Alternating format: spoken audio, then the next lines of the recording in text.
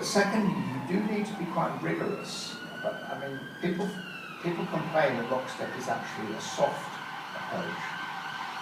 I actually completely disagree. I think it's one of the hardest approaches you have, because effectively you're saying to be a partner of this firm, your performance, however we address or measure performance, has got to be within quite a narrow range.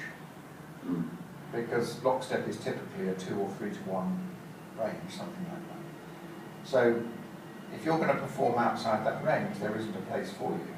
Now, that's interesting, and as I say, that's whereas other US firms, for example, may have a remuneration range for equity of 10 to 1, even 20 to 1. So you've got a big range of what's acceptable performance. Lockstep is a very narrow one. Now the challenge there is that being rigorously enforced? Is the gardening being done, if you like, every year?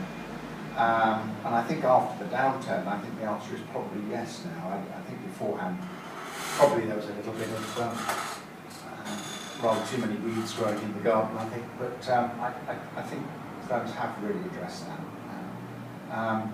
But of course, you also need to be fairly near the top of your market to maintain a pure lockstep, because otherwise you can't either attract or keep, the really star players. So to be the gorillas. Well, potentially, or they can turn into gorillas if they're not happy. But certainly the high performance that you want, and I think that's the problem that perhaps mid-tier firms have in lockstep. So they start addressing it. They might have then tiers of lockstep. They might have gateways. They might have bonus pools or whatever. And fundamentally, they're really necessary because the firm isn't profitable enough to keep its. In other words, the range of performance is too wide. And as I say, I think when worked effectively, it's very strong. It actually takes up relatively little time because you know where you are. You've got a certainty of what your earnings are going to be in the future.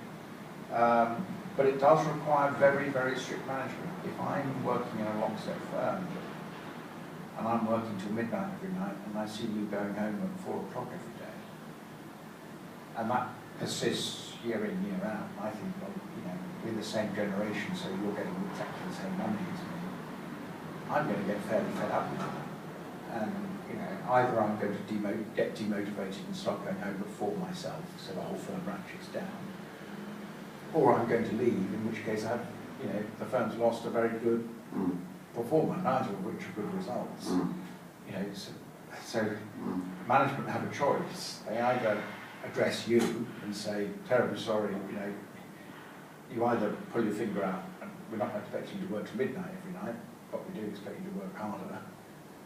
Turn to the chap working to midnight and say, look, can we give you some support so you can go home at 7 o'clock, whatever. But actually actively manage it, because as I've talked to managing partners about this in the past, you are going to lose a percentage of your partners every year. That's a fact of life.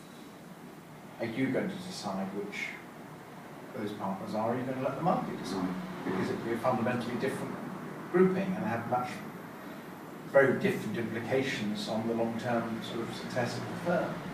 And I think the better firms get that need for much more active management in the lockstep. I think an unmanaged lockstep, unless you're very fortunate to have a small enough firm where everybody is at the same level, of performance, I think an unmanaged lockstep is potentially a recipe for disaster. But as a principle, in terms of encouraging working between offices, working between practice groups, developing client teams, developing new initiatives. I haven't got.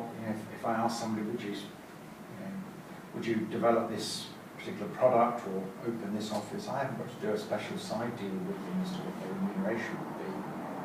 It's there, it's clear, you're taken care of. In another system, they might say, well, look, you're asking me to give up a practice worth X, I need protections, I need that. You know, I think with all of these things, I don't think it's binary. You know, that I know some other systems, I know some hybrid systems which work very, very well. I think it depends very much where the firm is on each stage of development, how big the firm is, how international it is, because you've got differences then between different markets. You know, Yeah.